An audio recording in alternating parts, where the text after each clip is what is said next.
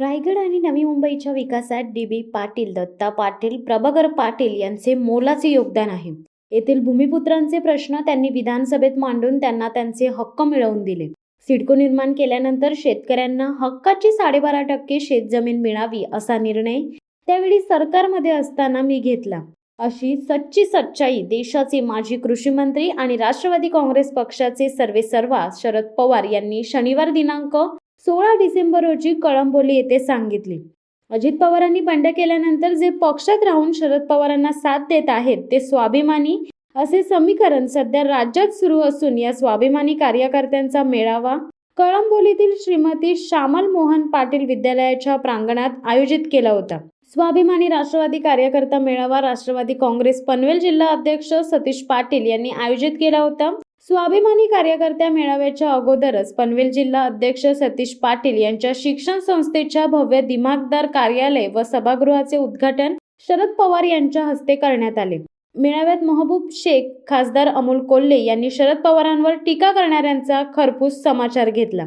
या स्वाभिमानी मेळाव्याला मार्गदर्शन करण्यासाठी प्रदेशाध्यक्ष जयंत पाटील, खासदार डॉक्टर अमोल कोल्हे, महिला प्रदेशाध्यक्ष रोहिणीताई खडसे, माजी कोकण आयुक्त प्रभाकर देशमुख, राष्ट्रवादी युवक काँग्रेस अध्यक्ष महबूब शेख, महाराष्ट्र प्रदेश सरचिटणीस प्रशांत पाटील, महिला प्रदेश सरचिटणीस भावनाताई घाणेकर, प्रदेश समिती सदस्य सुरदास गोवारी, जिल्हाध्यक्ष सुरेश टोकरे, माथाडीचे नेते गुलाबराव जगताप, ॲडव्होकेट तुषार पाटील उपस्थित होते. दरम्यान या स्वाभिमानी मेळाव्यात बोलताना शरद पवार म्हणाले, देशाचे पंतप्रधान मुंबईतील उद्योग सुरतमध्ये नेण्यामध्ये मग्न आहेत. पंतप्रधान देशाचा विचारच करत नाहीत.